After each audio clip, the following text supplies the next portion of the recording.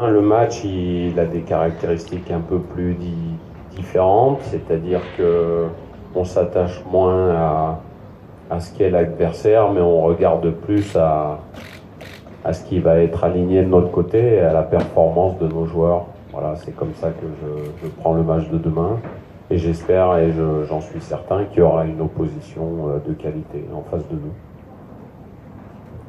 Une belle prestation à Genova, en Italie. C'est presque le seul joueur qui n'a pas eu la chance dans la liste de Hervé Renard depuis ta nomination à l'équipe nationale.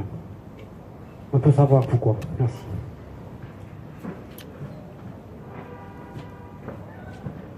Adil, il a été très performant depuis qu'il a signé au Genoa cet été.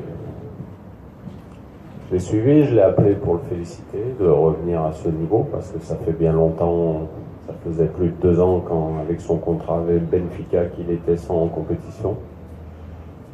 Donc force est de constater qu'il a fait beaucoup d'efforts pour revenir à un de ses meilleurs niveaux, notamment à partir du mois d'août et le commencement du championnat d'Italie jusqu'au mois de décembre. Malheureusement, il s'est blessé il y a quelques semaines. Juste avant cette sélection, il a été une fois remplaçant. Il est rentré quelques minutes lors du dernier match de Serie A, juste avant qu'on commence ce stage. Donc on va dire que le timing n'a pas été bon pour lui. Mais comme je l'ai dit précédemment, pour Mehdi Carcella, il y a Ismaël Haddad, il y a plein de joueurs qui sont à ce poste et la concurrence est rude. Et je le répète encore une fois, même si ça peut être rébarbatif un peu de le répéter sans arrêt, mais il n'y aura pas de la place pour tout le monde. Vous parlez souvent de la concurrence, de nombre de matchs joués. Qu'est-ce que vous pensez du rendement de Mendy le vendredi dernier?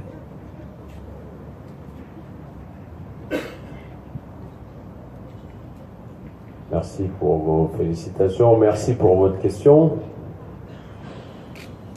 puisque on ne peut pas être satisfait de la performance de Hamza Mendy le vendredi soir. Après, il a débuté le match parce que Achraf Hakimi, c'était beaucoup trop tôt pour lui de démarrer ce match contre la Serbie. Donc voilà, c'est en quelque sorte, une doublure a la chance de jouer, il faut qu'elle réponde présent et il faut qu'elle soit beaucoup plus performante que ce qu'il a été vendredi soir.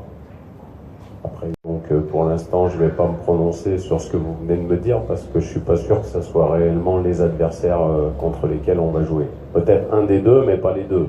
Donc, comme je vous l'ai dit vendredi soir, la Fédération royale marocaine de football se chargera de vous annoncer les 3 matchs de préparation quand les contrats seront signés, que tout sera à 100% OK. Tant qu'il n'y a pas la signature des 2 fédérations et les accords des 2 parties à 100%, on ne peut pas dire que le match est sûr d'avoir lieu.